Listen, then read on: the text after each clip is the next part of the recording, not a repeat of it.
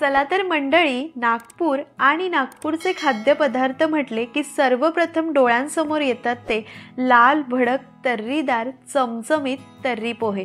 नागपूरचे तर्री पोहे खूप प्रसिद्ध आहे। आज आपण घरच्या घरी घरात ठेवलेल्या साहित्यात साध्या सोप्या पद्धतीने हे चमचमीत नागपुरी तर्री पोहे बनवणार आहोत। नावात जरी तर्री असली तरीही अतिरिक्त तेलाचा वापर न करता योग्य पद्धतीने मसाले भाजून कमीत कमी तेलामध्ये आपण मस्त हा रस्सा बनवणार आहोत। पोहे सुद्धा थोड्याशा वेगळ्या पद्धतीने बनवले जातात। रेसिपी शेवटपर्यंत नक्की बघा। तर रस्सा बनवण्यासाठी सर्वप्रथम घरातील जी स्टँडर्ड साइजची वाटी असते त्याने 1 वाटीभर हरभरे किंवा काळे चणे मी रात्रभर पाण्यात चांगले भिजवून घेतलेले आहे। हे हरभरे कुकरमध्ये काढायचे, त्यामध्ये 2 ग्लास पाणी घालायचं किंवा तुम्ही तुमच्या अंदाजानुसार घालू शकतात। चवीनुसार मीठ घालायचं आणि एकदा मिसळून घ्यायचे। कुकरचं झाकण लावून मध्यम आचेवरती 4 ते 5 शिट्या करून कुकर गार करून चणे शिजवून घेऊया। चणे 10 ते 12 तास व्यवस्थित भिजलेले असले की पटकन शिजतात। तुम्ही तुमच्या अंदाजानुसार शिट्या करून घेतल्या तरीही चालेल। चणे व्यवस्थित मऊसूत शिजलेले आहे। आता आपण एका चाळणीवर काढून हे पाणी वेगळं आणि चणे वेगळे करून घेऊया। आता रस्सा करण्यासाठी आपण वाटण तयार करूया। तव्यावरती अर्धा चमचा तेल घेतलंय, त्यामध्ये पाव वाटी सुक्या खोबऱ्याचे पातळ काप घालायचे किंवा सुकं खोबरं किसून घालायचं। खूप जास्त घेण्याची गरज नाही, पावच वाटी घ्यायचं। आता सुकं खोबरं चांगलं सोनेरी लालसर होईपर्यंत परतायचं। खूप पांढरट ठेवायचं नाही किंवा खूप काळपट करायचं नाही। असं सोनेरी लालसर झालं की रंग छान येतो।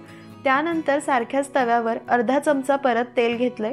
2 लहान आकाराचे उभे लांब पातळ चिरलेले कांदे घालायचे। कांदा चिरताना वरचा पिवळा देठाचा भाग काढून घ्यायचा। चिरल्यानंतर हाताने चुरून अशा पाकळ्या मोकळ्या करायच्या, म्हणजे कांदा एकसारखा परतला जातो। आता कांदा सुद्धा आपल्याला चांगला लालसर होईपर्यंत परतायचा आहे। कांदा खूप पांढरट ठेवायचा नाही, नाहीतर रस्सा गुळचट लागतो, आणि खूप काळपट करायचा नाही, नाहीतर रंग खूप काळा काळा येतो रस्स्याचा। आता कांदा असा नरम होऊ लालसर होऊ लागला की त्यामध्ये 7-8 लसूण पाकळ्या, 1 इंच आलं, 1 इंच दालचिनी, 2 हिरव्या वेलची, 4 ते 5 काळी मिरी आणि 4 ते 5 लवंग घालायचे। खूप जास्त खडे मसाले घालायचे नाही, असे थोडे थोडेच घालायचे। रसाला सुगंध खूप छान येतो। परत एक 2-3 मिनिटं परतून घेऊया, म्हणजे खडे मसाले आलं लसूण सुद्धा कांद्यासोबत छान परतलं जाईल आणि कांदाही राहिला होता तितका छान परतला गेला। आता हे सर्व साहित्य छान परतले। कांदा याच रंगावर काढायचा, यापेक्षा जास्त काळपट करायचा नाही। भाजलेलं साहित्य गार करून घेऊया। संपूर्ण साहित्य गार झाल्यानंतर एका मिक्सरच्या भांड्यात काढून घ्यायचं। त्यामध्ये थोडीशी कोथिंबीर आणि गरजेनुसार थोडं थोडं पाणी घालून छान बारीक वाटण तयार करून घ्यायचं। फोडणीसाठी कढईमध्ये तेलाच्या किटलीमध्ये जी पळी असते त्याने 2 ते 2.5 पळ्या तेल घेतले। खूप जास्त तेल घेण्याची गरज नाही। पळी मोठी असेल तर थोडंसं तेल अजून कमी घेतलं तरीही चालेल। तेल गरम झाल्यानंतर अर्धा चमचा जिरं, अर्धा चमचा मोहरी घालायची, सोबत एक तमालपत्र घालून खमंग फोडणी तयार करायची। जिरे मोहरी छान फुलली की गॅस मंद करून तयार केलेलं वाटण यामध्ये घालायचं। वाटण करताना खूप जास्त पाणी घालायचं नाही, गरजेनुसार थोडंसंच पाणी घालून वाटण तयार करायचं।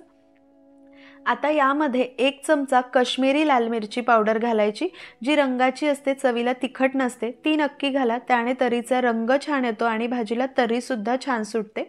सोबतच 2 चमचे काळा मसाला घातलाय, वर्षभराचा घरातील साठवणुकीचा जो काळा मसाला असतो तोच। आता हा मसाला किंवा हे वाटण आपल्याला छान तेल सुटेपर्यंत मंद आचेवरती परतून घ्यायचंय। आता तुमच्याकडे काळा मसाला नसेल तर तुम्ही चवीला तिखट असणारा लाल तिखटही घाला।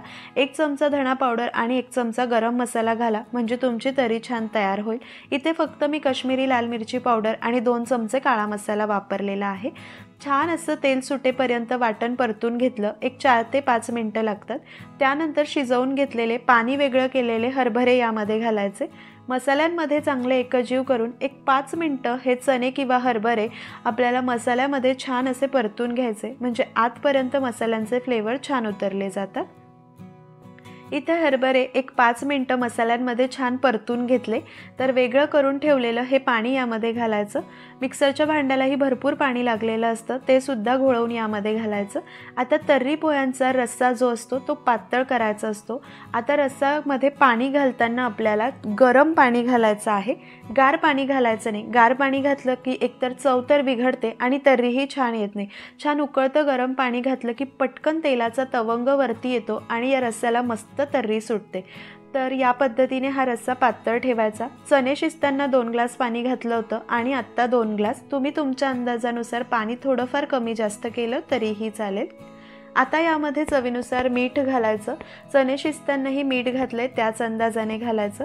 भरपूर कोथिंबीर घालायची. छान असं एकजीव करायचं आणि मंद आचेवरती हा रस्सा 7 ते 8 मिनटं चांगला उकळून घ्यायचा आहे, झाकण न ठेवता. तर झाकण न ठेवता 7 ते 8 मिनटं रस्सा मस्त असा उकळून घेतला. छान असा कट आलेला आहे, तर्री आलेली आहे. आता ह्या तर्रीची किंवा या रस्स्याची अजून एक खासियत म्हणजे यामध्ये मोठे मोठे असे टोमॅटोचे काप घातले जातात. तर 3 लहान आकाराच्या टोमॅटोंचे मी एकाचे 2 भाग करून घेतले. तुम्ही एकाचे 4 भाग करून घेतले तरीही चालेल. 7-8 मिनटं हा रस्सा आधी उकळून घ्यायचा. त्यानंतर यामध्ये टोमॅटोचे काप घालायचे. एकजीव करून परत एक 5 ते 6 मिनटं मंद आचेवरती उकळून घ्यायचं आहे. तर टोमॅटो घालून सुद्धा एक 5-6 मिनटं छान उकळून घेतलं.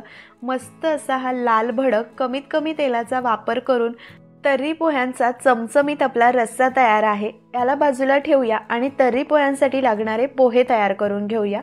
तर पोहे बनवण्यासाठी इथे एका बाउलमध्ये आपल्याला नेहमीचे कांदे पोह्यांचे जे पोहे असतात ते घ्यायचे आहे.